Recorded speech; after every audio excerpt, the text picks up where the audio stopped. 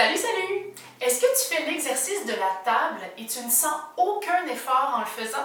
Est-ce que tu as plutôt la sensation d'avoir des douleurs dans le bas du dos après cet exercice-là, comme si le bas de ton dos était écrasé comme une crêpe?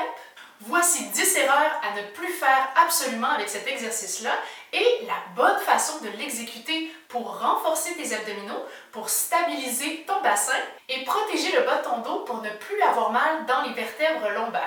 Cette vidéo est spécifiquement faite pour toi si tu as une hyperlordose, une hernie discale ou le bas du dos fragile avec des vertèbres écrasées.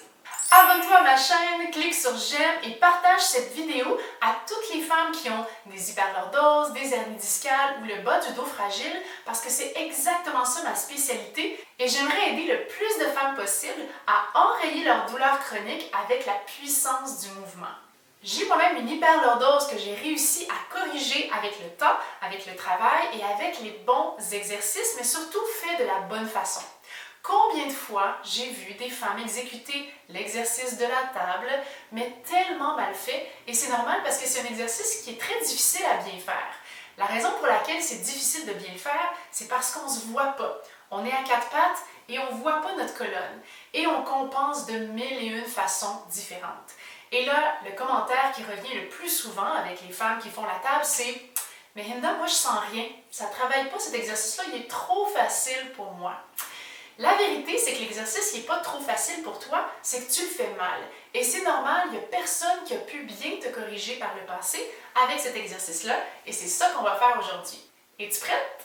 Sache que toutes les corrections que je vais te montrer aujourd'hui s'appliquent également aux exercices de planche frontale, de planche latérale, tous les exercices que tu fais en quadrupède, c'est-à-dire où est-ce que tu es à quatre pattes et tu as besoin de stabiliser ton bassin et ta colonne. La raison pour laquelle on veut corriger les erreurs de cet exercice-là, c'est pas parce qu'on est pointilleux ou perfectionniste. C'est parce que de bien faire cet exercice-là va te permettre de retirer tous les bénéfices de la table et ainsi stabiliser ton bassin pour renforcer tes abdominaux qui protègent le bas de ton dos. Donc on n'est pas juste pointilleux pour être pointilleux, il y a un objectif derrière ça. C'est de protéger ta colonne pour éliminer tes douleurs et ne plus te blesser, pour faire également de la prévention. Je vais commencer par t'expliquer les erreurs que tu fais avec la position de départ, qui est très importante, il y en a beaucoup. Et ensuite, je vais t'expliquer les erreurs que tu fais dans le mouvement. Et évidemment, je vais t'expliquer comment bien le faire, c'est le plus important. Alors, on y va avec les deux premières erreurs les plus communes dans la position de départ. Juste quand la personne se place, si on part mal, c'est très difficile de faire le mouvement correctement. Donc, l'erreur la plus commune que je vois, c'est que les gens ils viennent mettre leurs mains trop loin devant et leurs genoux trop loin derrière. Donc, il faut absolument aller mettre les mains en dessous des épaules et les genoux en dessous des hanches. Et souvent, les gens pensent que leur tronc est plus long qu'en réalité. Mais non! Donc, tu peux t'aider avec un miroir et te regarder pour t'assurer qu'on a des belles lignes verticales ici et qu'on a une bonne mise en charge. On veut également s'assurer que les deux genoux sont juste en dessous des hanches, que les genoux ne sont ni collés ni trop ouverts. Petite note de côté, je te rappelle que si tu as mal au poignet, tu peux amener les poings comme ça, fermés, juste en dessous des épaules encore une fois. L'autre erreur très courante, c'est de monter les épaules comme ça. Alors, on veut éloigner les épaules des oreilles et stabiliser la ceinture scapulaire en descendant les omoplates vers le bassin. Okay? C'est sûr que si tu fais tout ton exercice de table comme ça, tu vas avoir mal aux épaules puis tu vas aller fragiliser l'articulation de l'épaule. L'autre erreur commune que je vois dans la position de départ, c'est d'aller arrondir les omoplates comme ça. Alors, on veut avoir le dos au neutre et pour avoir le dos au neutre, on veut aller aplatir entre les omoplates et ça s'accompagne du mouvement des épaules qui s'éloignent des oreilles comme ça ici. Une autre erreur qui est très commune, c'est d'aller arquer le bas du dos. Et c'est sûr que si tu commences comme ça, tu vas continuer à écraser tes vertèbres lombaires et ça contribue à faire mal dans le bas du dos. Donc, on veut aller basculer le bassin, engager les abdominaux profonds, le transverse et le plancher pelvien pour aller amener le pubis vers le menton et avoir de l'espace, créer de l'espace dans le bas du dos. Et si tu as de la misère à faire cette fameuse bascule, je te réfère à nouveau à mon article de blog sur les hyperlordoses qui te montre exactement les exercices préparatoires à faire pour aller te permettre d'aller faire une bascule qui est très très importante dans la réduction des douleurs lombaires. Une autre erreur courante, c'est de laisser soit tomber la tête comme ça vers le sol ou d'aller regarder trop loin devant et de casser le cou. Donc ça crée des grandes tensions dans les cervicales. On veut toujours avoir la tête dans le prolongement de la colonne. Okay? Donc le prolongement des omoplates, c'est-à-dire qu'on regarde vers le sol, le menton et le front sont au même niveau horizontal. Donc on n'est ni comme ça, ni comme ça ici. Donc, tu peux t'aider aussi avec un miroir pour avoir un point de référence. Pour celles qui ont des ligaments hyperlaxes, on ne veut pas aller barrer les coudes, mais on veut que l'intérieur des coudes se regarde. Comme ça permet d'avoir les bras qui sont souples sans aller s'accoter dans l'articulation. Est-ce que tu penses que ta posture n'est pas optimale? Et si oui, de quelle façon est-ce que tu penses que ça affecte tes maux de dos? Maintenant, on va parler des erreurs qu'on fait dans le mouvement qui nous empêchent de retirer tous les bénéfices de la table. Alors, une des erreurs les plus communes, c'est d'aller lever la jambe trop haut et d'aller arquer le bas du dos. Cette variation que je suis en train de faire ne sert absolument à rien, ok? Ça ne travaille rien pantoute. Je pourrais en faire 60. La seule chose que ça me ferait un tour de rein, ok? J'aurais juste mal dans le bas du dos. Ce qu'on a besoin, là, c'est de stabiliser le bassin pour ne pas qu'il vienne faire ce mouvement-là d'extension lombaire. Si c'est trop difficile pour toi, ce que je te suggère à la place, c'est de glisser les orteils au sol et d'allonger la jambe tellement loin qu'elle peut lever mais juste d'un pouce, sans bouger le bassin. On ne veut pas que ça bouge d'un poil. Après ça, on ramène, toujours en stabilisant, et on alterne. Expire, on allonge d'un côté, on tire le pied tellement loin que là, il peut lever en s'allongeant et on revient. Donc, ce qui est impératif, c'est l'élongation de la jambe avec la stabilisation du bassin grâce aux abdominaux. Okay? Donc, on refait ça encore. Essaye-le avec moi, tu vas voir que ça change tout, d'accord? Donc, de le sentir dans ton corps, ça va vraiment encore plus ancrer cet enseignement-là. Donc, on glisse les orteils au sol, on allonge la jambe tellement loin que c'est ça qui la fait lever.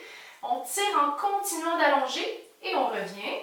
Et une autre fois, on glisse les orteils au sol et on tire le pied tellement loin que c'est ça qui fait lever la jambe et on continue d'allonger et on revient.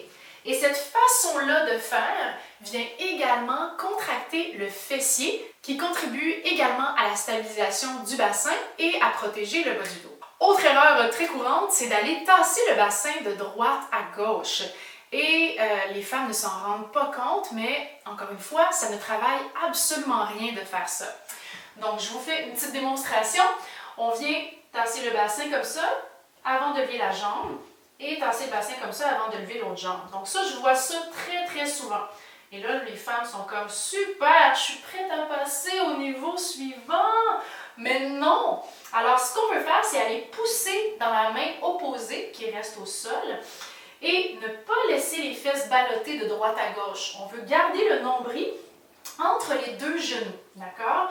Donc, on inspire pour se préparer. À l'expiration, on engage les abdominaux. On pousse fort dans la main opposée avant de lever, bras et jambes opposés, sans tasser le bassin. Et on revient à l'inspiration.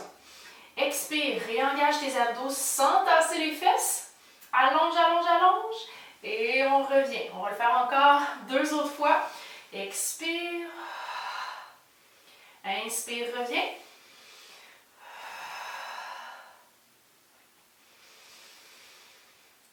Une autre fois de chaque côté, sans tasser les fesses de droite à gauche.